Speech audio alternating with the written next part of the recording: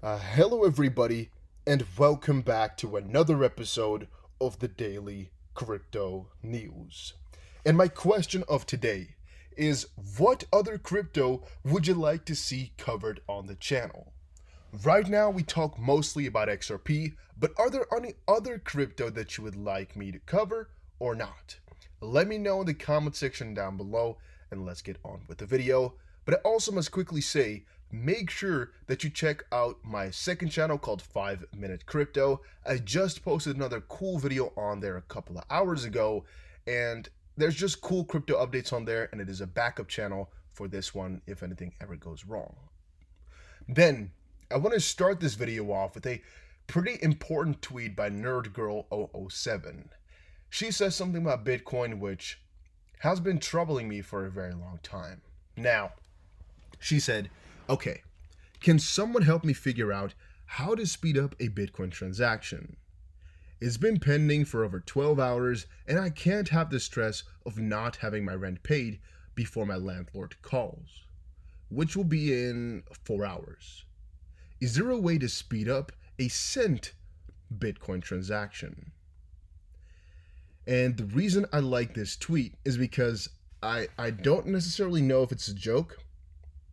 I don't think so though. I think it's real. But it really clearly shows, first of all, how proof of work does not really work that well, which is ironical seeing the name. But also the fact that, Bitcoin in reality is just not the best coin for payments. Is just not a good coin for trying to get things like this done. And is just not a reliable, option to pay for things and things like that. So the way you can make a Bitcoin transaction, I guess, really work is if you go for a ridiculously high fee. Let's say you want to send $100 and you got yourself a $10 fee, it'll go ridiculously fast. It will work. It will go quickly, confirmations will be there, and all will be good. However, if you then start to kind of calculate for yourself, that's 10% of my money I would have to give away in fees. If I were to go for a normal remittance provider, the fees would be maybe 5%. And that is talking about switching currencies. That's not even talking about just domestic payments. If you want to send Bitcoin to yourself, to another account of yours, it will still be the same amount of money. If you then put that into perspective, it's just ridiculous how much you would have to pay to get yourself a guaranteed quick Bitcoin transaction. Even guaranteed is not guaranteed. Because if the network is very congested, it might even take more dollars to make your transaction go really, really quickly. And that's pretty stupid if you start to think about it, right? It's pretty damn dumb. But that's the way it goes.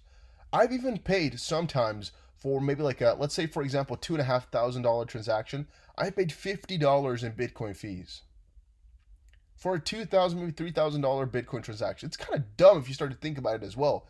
The percentage is really, really insane if you compare it to XRP. XRP, you want to send 100 million XRP? Fine. It's going to cost you about 0.0000001 XRP or something like that. You thought about that for a split second? And then my $2,000 is going to cost me 50 or 45. I believe it was like $46 or something like that. It's pretty insane.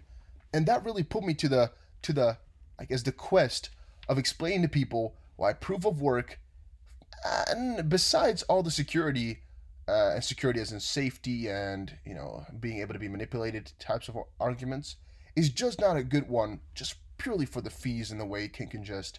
It's not that good. Having said that though, guys, I want to give a brief shout out to Crypto Quebec. He's been putting in such a huge amount of work to just put articles together, and even though it is not necessarily my style, I do want to appreciate the effort he puts in and the stuff that he brings up.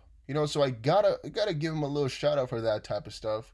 And if you are another dot connector or things like that, just try to tag me over on Twitter and I will check your stuff out. And if you think you're any good, I would definitely share you in my videos because I think that's just the way I can show some appreciation for the work that you guys put in.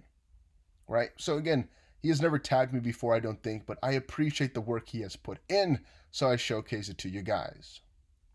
He said, more theater. HR 2154 April 2019 and HR 8153 September 2020. 2% chance of being enacted, they say. Both passed to be incorporated into HR 8128. Gives more jurisdictional and regulatory clarity to digital assets. And again, you can see the Digital Taxonomy Act, the Blockchain Innovation Act, and the Consumer Safety Technology Act. We've talked about this before on the channel separately, but the fact he's kind of, connecting everything together through these other ones and just putting it all into one place, in my opinion, is just kind of, moneyless. How would you say that? Like, invaluable or just extremely valuable? Because somebody has to, and he is doing it right now. So he has put some things together here. It adds greater jurisdictional clarity. Oh, no, wait. The Digital Taxonomy Act adds greater jurisdictional clarity for, I'm assuming this is for clarity. What the frick is this? Is this is this English? Am I dumb? Is this like what is that, guys? I've never seen that thing before. Okay. By the way, I'm not a native English speaker, so sometimes I'm bamboozled. Maybe this is part of the English language that I didn't know about, but I don't know. All right. Or a strong digital asset market in the United States. That's pretty strange. And then FTC protects consumers, yada, yada, yada.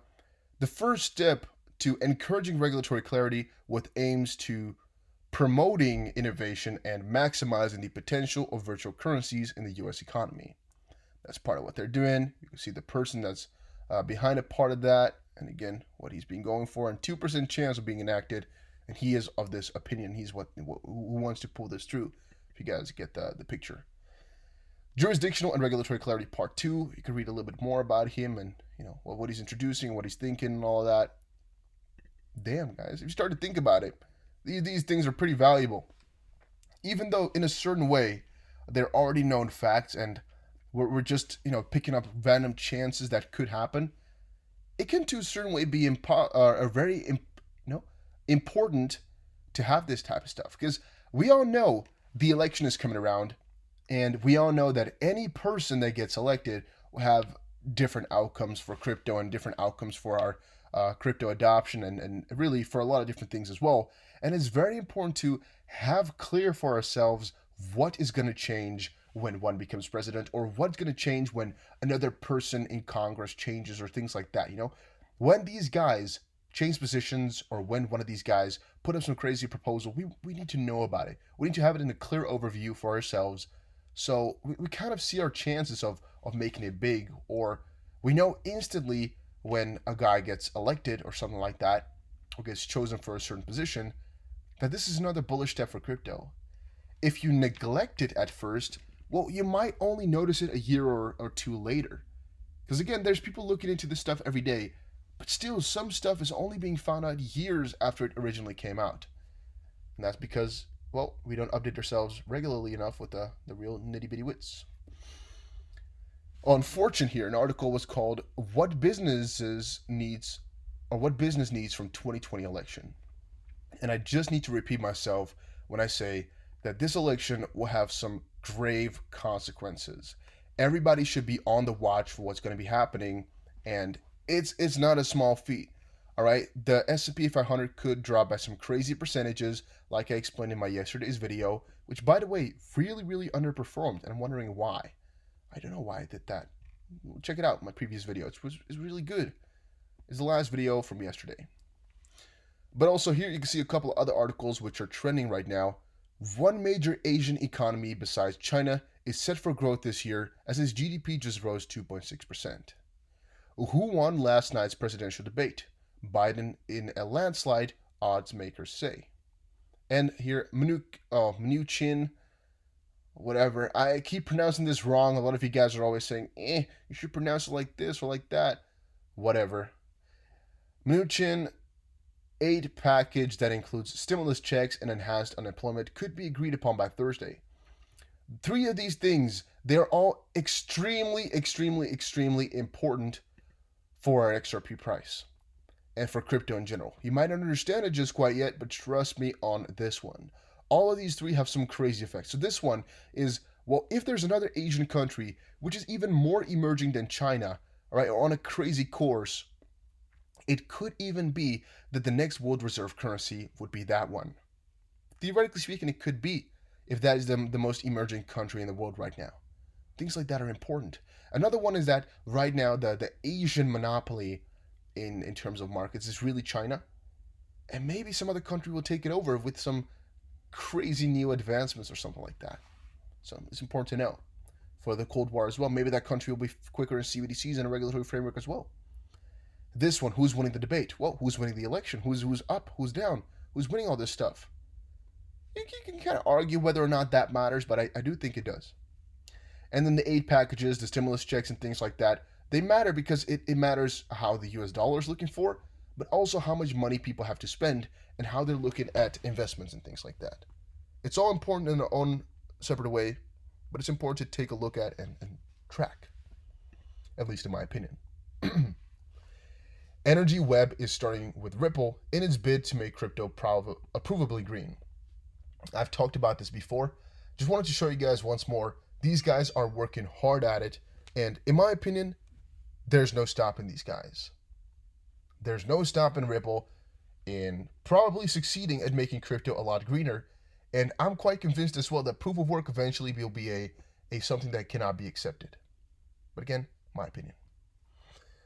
Stocks climb on upbeat earnings and stimulus hopes despite ongoing jobless claims. You guys see what I'm trying to say here? Stocks and the real economy, or the way that people, I guess, feel and behave, they are not in a normal spectrum anymore. Things have really changed because of the ongoing pandemic. People have lost their jobs, yet prices are soaring, inflation is going on while people actually get less income and things like that. It's all so strange, and that is, in my opinion, all part of the greater plan. And it might not all be planned out perfectly, but it sure is not normal. Then somebody asked, it used to be XNS, XRP before it really got popular, I guess. It used to be called XNS. What is it for?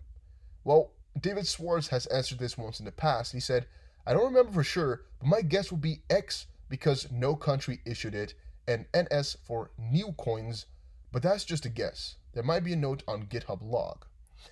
To a certain way, I find it really strange that he does not remember, or he does not know, because I'm like, the CTO of a company, that has a currency in this way, not knowing what the original currency stood for is pretty strange, right?